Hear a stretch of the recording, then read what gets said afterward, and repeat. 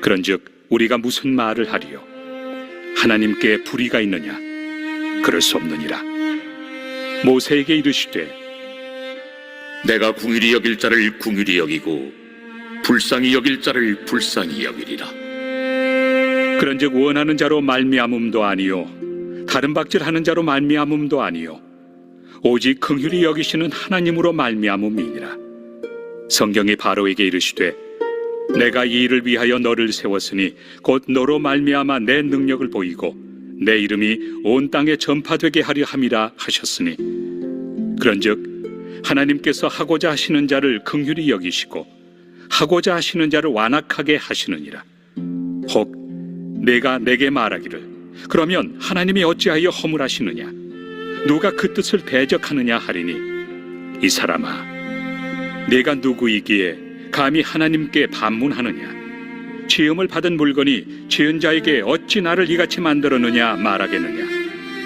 토기장이가 진흙 한 덩이로 하나는 귀히 쓸 그릇을 하나는 천히 쓸 그릇을 만들 권한이 없느냐?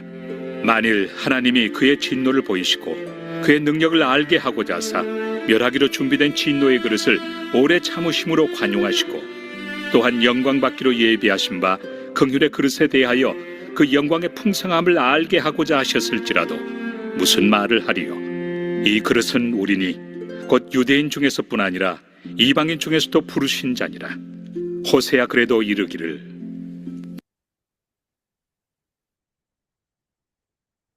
오늘 본문의 말씀에서는 하나님의 주권에 대해서 말씀을 주시고 있습니다. 하나님의 주권을 설명할 때 토기장이 비유를 들어서 설명해 주시고 있습니다. 21절 말씀에 보면은 토기장이가 진흙 한 덩이로 하나는 귀히 쓸 그릇을 하나는 천히 쓸 그릇을 만들 권한이 없느냐라고 하였습니다. 토기장이가 진흙을 빚어서 그릇을 만듭니다. 어떤 그릇은 귀히 쓸 그릇을 만들고 또 어떤 그릇은 천히 쓸 그릇을 만듭니다. 토기장이의 이런 권한이죠. 마음대로 그릇을 만들 수가 있습니다. 토기장이가 천히 쓸 그릇을 만들었다고 해서 토기장이가 죄인이 됩니까? 그럴 수가 없는 것이죠. 토기장이의 주권에 따라서 천히 쓸 그릇과 귀히 쓸 그릇을 만드는 것입니다. 하나님도 동일합니다. 하나님 주권에 의해서 우리 사람을 천히 쓸 사람과 귀히 쓸 사람을 하나님께서 결정을 하시는 것입니다. 저와 여러분들 하나님으로부터 귀히 쓰임받는 일꾼들이 되시기를 바랍니다. 귀하게 쓰임받을 수 있는 비결이 성경에 나옵니다. 디모데후서 2장 20절 21절 말씀에 보면요. 큰 집에는 금그릇과 은그릇뿐 아니라 나무 그릇과 질그릇도 있어 귀하게 쓰는 것도 있고 선하게 쓰는 것도 있나니 그러므로 누구든지 이런 것에서 자기를 깨끗하게 하면 귀히 쓰는 그릇이 되어 거룩하고 주인의 쓰심에 합당하며 모든 선한 일에 준비함이 되리라 라고 했습니다. 큰 집에는 여러 그릇이 있다고 합니다. 금그릇, 은그릇, 나무그릇, 질그릇이 이렇게 있습니다.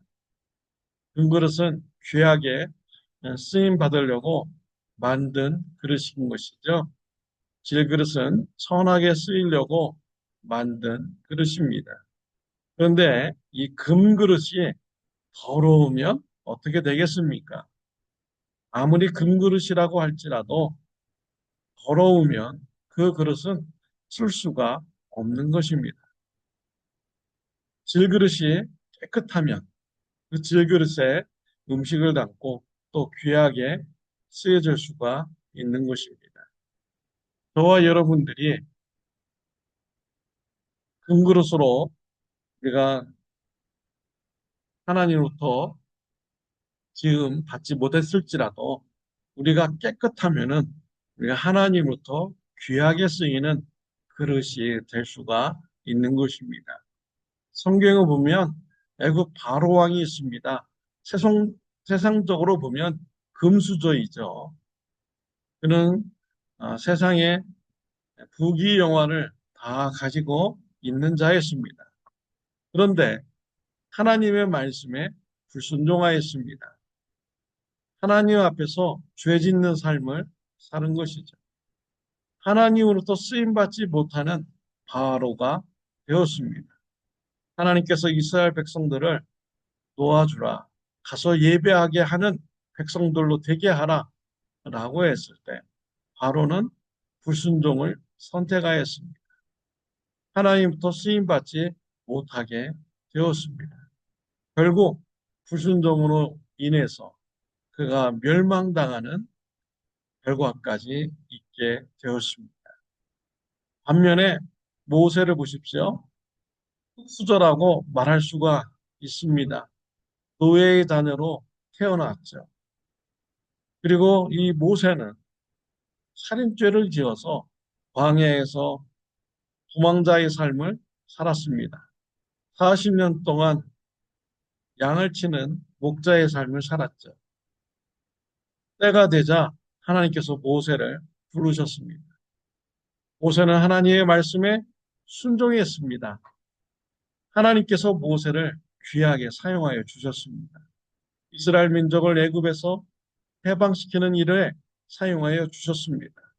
이스라엘 백성들에게 율법을 받게 하는 이러한 일에 사용하여 주셨습니다.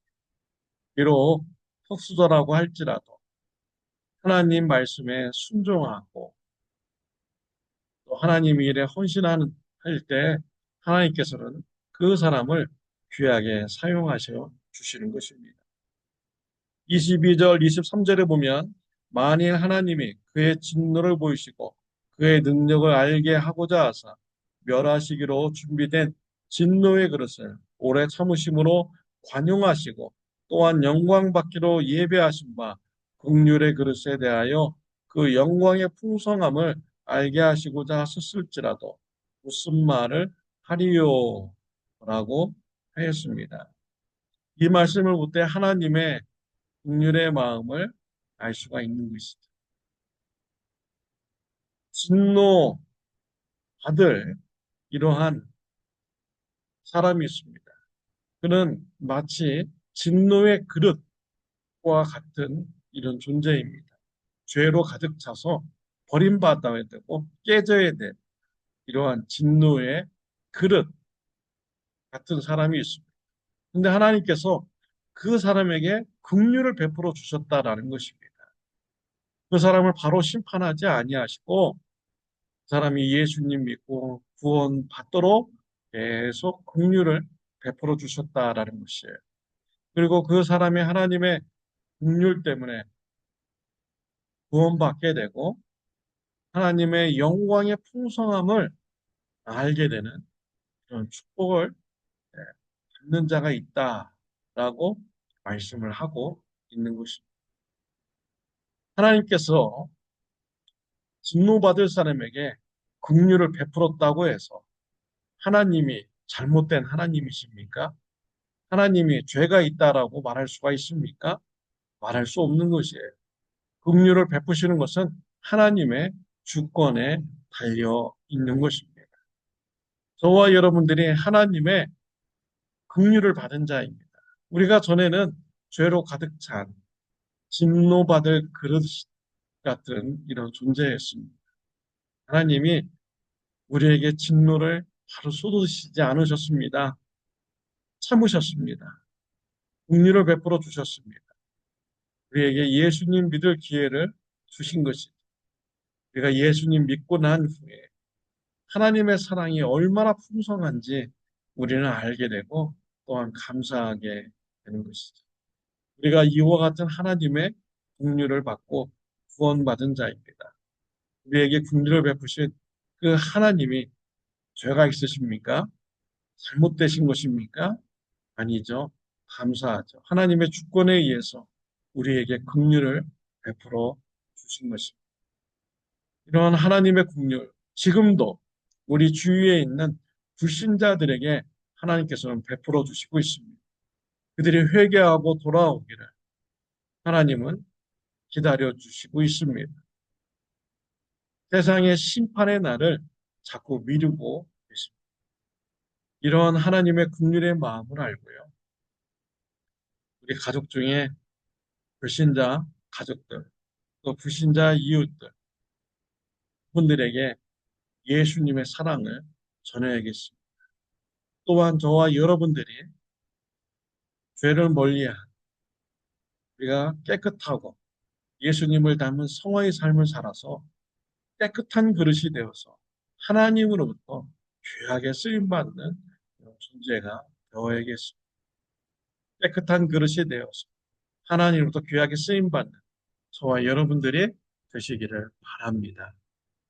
기도드리겠습니다. 하나님 아버지 감사합니다. 하나님의 긍휼 때문에 우리가 진노 중에서도 예수님을 영접하고 구원받게 해주시니 감사합니다. 하나님의 사랑의 풍성함을 우리가 깨달아 알고 감사하는 자가 되게 하여 주옵소서. 하나님의 사랑을 전하는 자가 되게 하여 주옵소서.